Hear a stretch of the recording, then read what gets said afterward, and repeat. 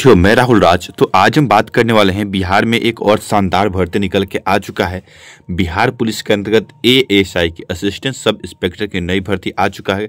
अगर आप केवल 12th पास हैं, क्या है मेरे भाई, 12th पास हैं, तो आप इस फॉर्म को फिल करिए और अपना जॉब फाइनल रखिए। ठीक है, क्या बात है, इसके ऑफिशियल नोटिस भी जारी हो चुका है। मैं आपको इंपॉर्टेंट सारी चीज़ आज क्लियर करने वाला हूँ।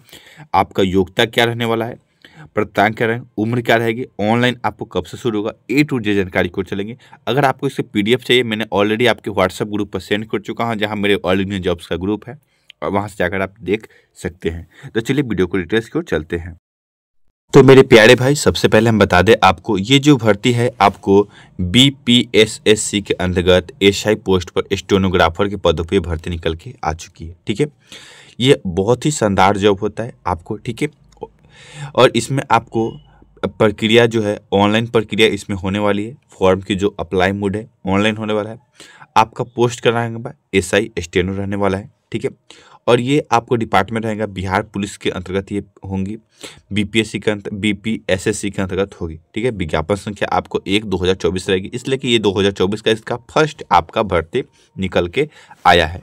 ये भर्ती आपको हर एक साल तो नहीं, कभी 2 साल 4 साल पर आपको दिखता है, इसलिए मैंने आपको बता दिया। आगे चलते हैं इसकी डिटेल्स को। अब मेरे भाई बात करेंगे आपको इंपॉर्टेंट डेज। इसके अप्लाई ऑनलाइन आवेदन होने की तिथि आपको 17 दिसंबर रखा गया है, जो आपको 17 दिसंबर से इसकी अप्लाई शुरू हो जाएगी, और लास्ट डेट आपको 17 जनवरी रखा गया है। ठीक है, और पेमेंट भुगतान करने की तिथि भी आपको 17 जनवरी 2025 रखा गया है। ठीक है ना, और एडमिट कार्ड की और एग्जाम का अभी कुछ ऐसा नोटिस नहीं है। जैसे ही आप मेरे चैनल को सब्सक्राइब करके रखें, जैसे कुछ आपको अपडेट आएगा सबसे पहले आपको प्रोवाइड हो जाएगा। आगे चलते हैं। अब मेरे बात करते हैं मेरे प्यारे भाइयों एप्लीकेशन फ़ी के बारे में। ठीक है मेरे भाई, एप्लीकेशन फ़ी देखिए, अगर आप बिहार से बिलोंग करते हैं तो आपको कुछ रियायत है। अगर आप बिहार के अलावा और कहीं से राज्य से बिलोंग करते हैं तो आपको कैसे लगेगा पेमेंट, ये भी जानते हैं। अगर आप बिहार के समान वर्ग ओबीसी और ईडब्ल्यूएस कैटेगरी से आते हैं तो 700 रुपये लगेगा। ठीक है, सीधी सी बात समझ लिए। कौन कौन, ओबीसी और ईडब्ल्यूएस और समान वर्गों के लिए। अगर आप बिहार के अलावा और किसी भी राज्यों से बिलोंग करते हैं तो पर भी आपको मेरे भाई 700 ही रुपया लगने वाला है। ये बात आपको पता होना चाहिए। ठीक है, आगे चलते हैं। अब बात करते हैं, अगर आप एससी हैं, एसटी हैं, दिव्यांग वर्ग से आते हैं तो आपको 400 रुपया आपको पेमेंट चार्ज लगने वाला है फॉर्म फी। सभी महिलाओं के लिए आपको भी 400 रुपया लगेगा। ठीक है, ये बात आपको पता होना चाहिए। अब बात करते हैं नेक्स्ट, अगर इसको पेमेंट करना है credit card, debit card, net banking, किसी के द्वारा आप इसे पेमेंट कर सकते हैं, कोई प्रॉब्लम नहीं होगा।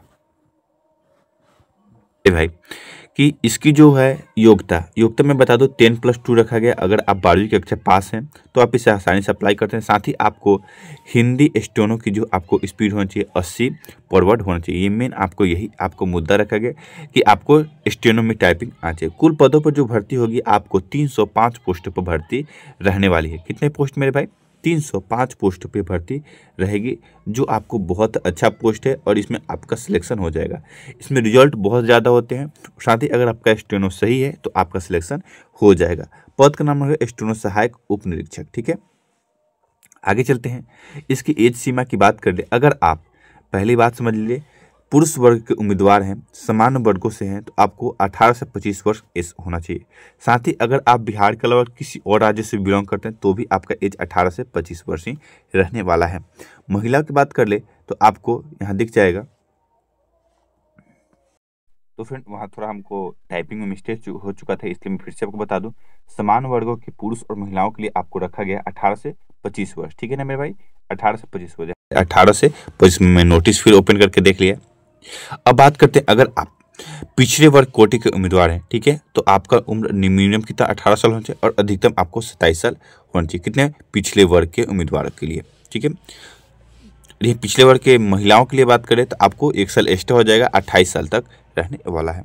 अनुसूचित जाति अनुसूचित जाति के पुरुष और महिला के लिए दोनों के लिए मिला दे तो आपको 18 से 30 साल के बीच आपका एज होना चाहिए।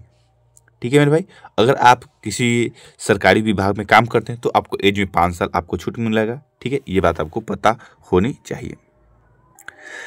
अब हम बात कर लेते हैं आपको सिलेक्शन प्रोसेस की। तो आपको सबसे पहले होंगे लिखित एग्जाम। ठीक है, लिखित एग्जाम में आपको जो होंगे 100 नंबर का आपका बहु विकल्पी क्वेश्चन रहेगा। ठीक है मेरे भाई, आपको ऑब्जेक्टिव टाइप क्वेश्चन रहेंगे जो आपका मिनिमम 30 अंकों पर आपको पास रहने वाला है। अगर आप 30 अंक से कम लाते हैं तो आप इसमें एग्जाम में पास नहीं। दूसरी बात कर ले, फिर आपको जो दूसरा आपका एग्जाम होगा उसमें भी आपको कितने 100 क्वेश्चन रहने वाले हैं और 200 अंकों का आपका एग्जाम होगा। आपको 0.2 आपको कट मार्क निगेटिव मार्किंग रहेगा। ठीक है मेरे भाई, ये आपको पता होना चाहिए। जैसे इसका पास करेंगे उसके बाद आपको आता है जिसमें आपको टाइपिंग आपको यहाँ देखिए मेंशन किया गया है। आप जिस में आपको देना चाहते हैं आपको दे सकते हैं। ठीक है ना, फॉरवर्ड आपको यहाँ दिया गया। अब हम बात कर ले आपको किस किस कोटि में कितना आपका सीट है, आपको यहाँ मेंशन किया गया है। ठीक है, यहाँ केवल आपको दिख जाएगा अनुसूचित जाति, अनुसूचित जनजाति, अन्य पिछड़ा वर्ग, पिछड़े वर्ग की महिलाओं के लिए। ठीक है, यहाँ सारा आपको मेंशन किया गया। टोटल आपको 305 पोस्ट पर भर्ती होने वाली है।